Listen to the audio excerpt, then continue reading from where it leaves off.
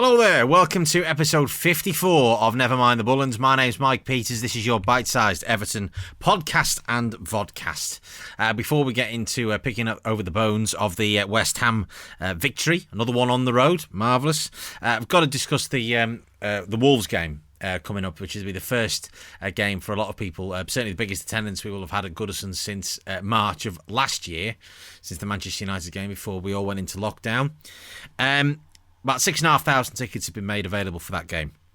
And first refusal has been given to those like me who had a ticket for either the Man City game or, in my case, the West Ham game on New Year's Day and were denied the opportunity to go because of COVID in Man City's case, and then, of course, another lockdown being sort of put upon us, meaning that nobody could actually go to any of the games. Now, I've been allocated my ticket for the Wolves game, and I cannot tell you how made up I was. It was a good day for me on Tuesday to get my ticket and tell, yeah, you've got yours, no problem, because I also got a new job that day, which feeds into what I'm about to say.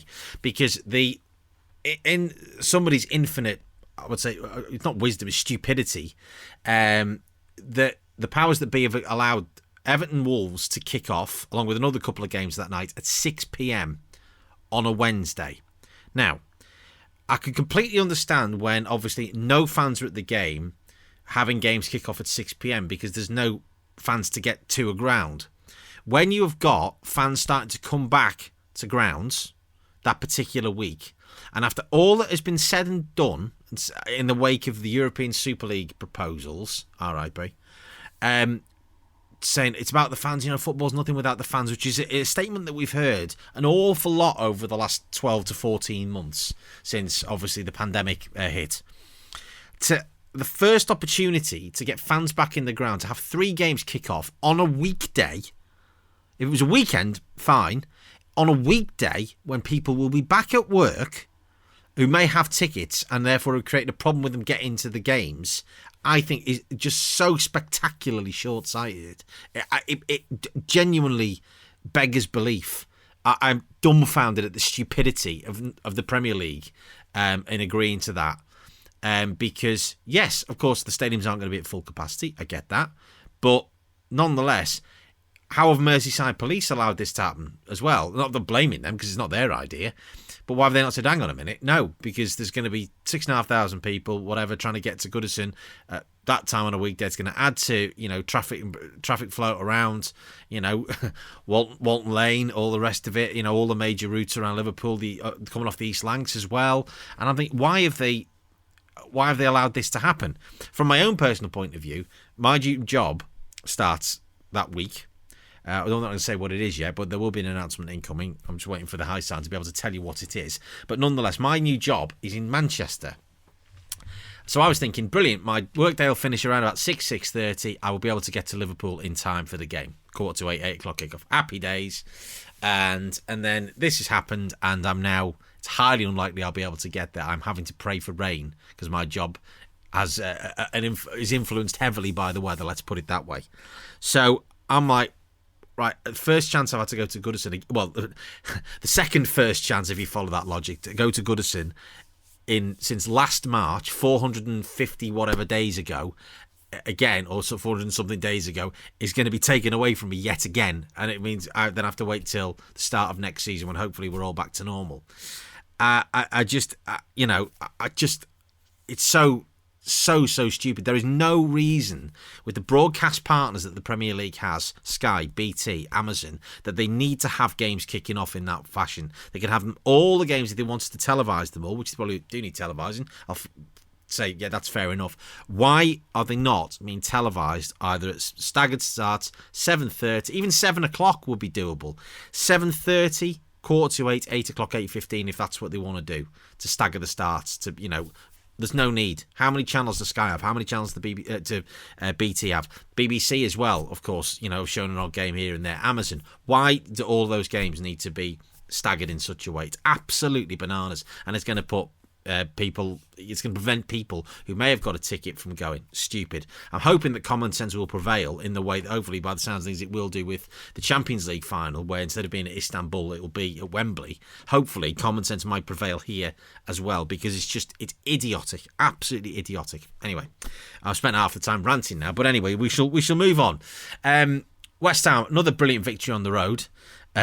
Which begs two questions on the basis of, it's the perennial issue that's been the overarching issue of the season, really, is away versus home. We've discussed it at length in this podcast. I won't go over it again, but as soon as full time, thinking, brilliant, 3 points in the bag, clean sheet, great. We're back in the mix again for the top six, for the Europa League spots. And you're thinking to yourself, why can we perform like this away from home when we can't perform like this with that intensity and all the rest of it? Why have we not been able to do that at home this season? Why can we not harness that? What is it?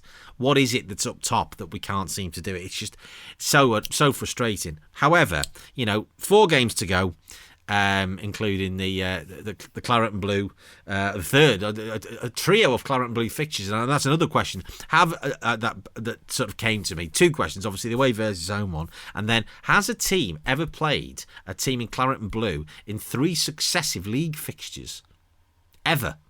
Never mind just Everton. Ever? Has anybody ever done it? There you go. There's one for the statisticians there to go back through the annals of history to see if they can find out if that is actually the case or not. In the reverse of the Kazoo derby from last week, so we owe Villa one on Thursday night. Again, we've got ourselves back in it. We've got to go to Villa away from home. You think, great, we're performing brilliantly away from home. They've lost to United, of course, on Sunday afternoon. We owe them one after last week where we were very, very lacklustre. And then we've got Sheffield United. Well, if we can't beat them at home, then we don't deserve to be anywhere this season. Wolves at home, 6-5 and picking whether we can get something there, because Wolves are very, very hit and miss. They've been nowhere near the standards they have been over the last couple of years, but that's a consolidating kind of season for them. And then, of course, Man City on the last day. What team they'll put out? With the Champions League final over an interview the following week, you'd have to imagine they'll have the league wrapped up by then. They might put a weakened team out. Still a very tough ask to go to the Etihad and win, but stranger things have happened. There is the opportunity for us to get another 9 points, and you have to think, looking at the way that Tottenham, Liverpool, etc., above us are playing. And West Ham as well, you think, well, actually, we've got a chance of getting 5th or 6th or even possibly 5th. We'll wait and see. We'll be level on points if we won at Aston Villa on Thursday. We will be level with West Ham in 5th. Must make mention, so it is still there for us, despite that, and that home form. Then you look at it and you go, Fulham, Burnley, Newcastle, to name but 3, Crystal Palace, and you're thinking that straight away could be another 8-9 points, and we should comfortably be in 3rd this season. That's where we should be, but we've dropped so in terms of the number of soft points that we've dropped at home. It's just absolutely crazy, but that's a marker for where we are at as a team. Must make mention of obviously the performances yesterday. It was a fantastic team performance. It really was. So many players really at it. Alan, I know there was great conjecture in the post-match about Dominic Calvert-Lewin, whether half jokingly or maybe not half jokingly saying that he should have been man of the match. I thought Alan was the man of the match, to be fair. I thought Tom Davies was excellent in midfield. Seamus Coleman as well. Big Ben, brilliant. Set up his pass for the goal beautifully. Dominic Calvert-Lewin ran the lines brilliantly, and I thought Richarlison was really at it yesterday. Didn't quite get the rewards. I was really frustrated. It was visibly frustrated when he came off, and I don't see a problem with that. You want players to stay on the pitch, and it's great to see, that we've got, you get foreign players occasionally, and it's a bit of an old trope, really, get accused of not wanting to put a shift in and things like that. That's not the case now, but Richarlison is the opposite of one of them. He always wants to try. He's always looking for goals, and his frustration coming off was visible to everybody. But so hopefully he will carry that frustration into the game on Thursday, and hopefully he can bag himself a couple of goals. Great to see Dominic Calvert-Lewin back in a little bit of form, two in his last 2, and hopefully he can finish the season strongly. Took the chance he had really, really well. We should have probably finished off the game. Josh King had that chance where nods it against the post. Frustrating for him.